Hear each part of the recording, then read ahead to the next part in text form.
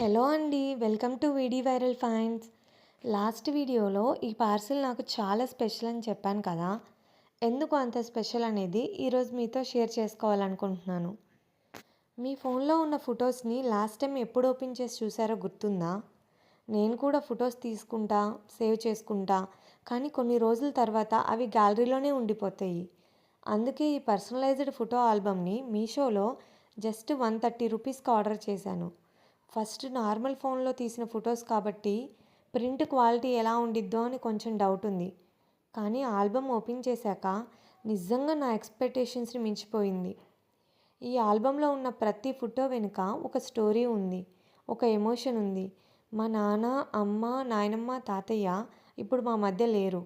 కానీ వాళ్ళతో గడిపిన చిన్న చిన్న మూమెంట్స్ని ఇలా ఆల్బంలో చూస్తుంటే ఒక ఫోటో కాదు, ఆ రోజులకు మళ్ళీ వెళ్ళినట్టు అనిపించింది. అప్పుడే నాకు ఒక విషయం అర్థమైంది.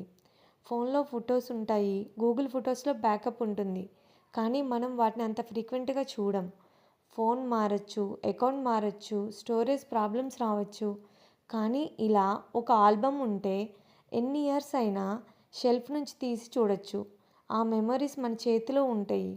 ఆ ఫీలింగ్ మాత్రం ఫోన్ స్క్రీన్ ఎప్పటికీ ఇవ్వలేదు. నేను ఈ ఆల్బమ్ ఆర్డర్ చేయడానికి ఇంకొక రీజన్ కూడా ఉంది.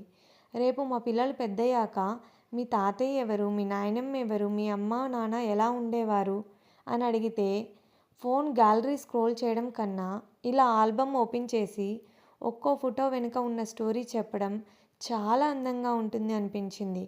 మన ఫ్యామిలీ మెమరీస్ ఇలా ఒక జనరేషన్ నుంచి ఇంకొక జనరేషన్కి వెళ్ళాలి, అదే నా కోరిక.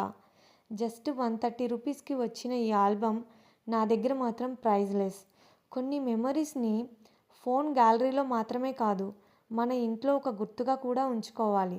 ఎందుకంటే మనుషులు ఎప్పటికీ మనతో ఉండకపోవచ్చు, కానీ వాళ్ళతో గడిపిన ఆ మధుర జ్ఞాపకాలు మాత్రం ఎప్పటికీ మన దగ్గరే ఉంటాయి.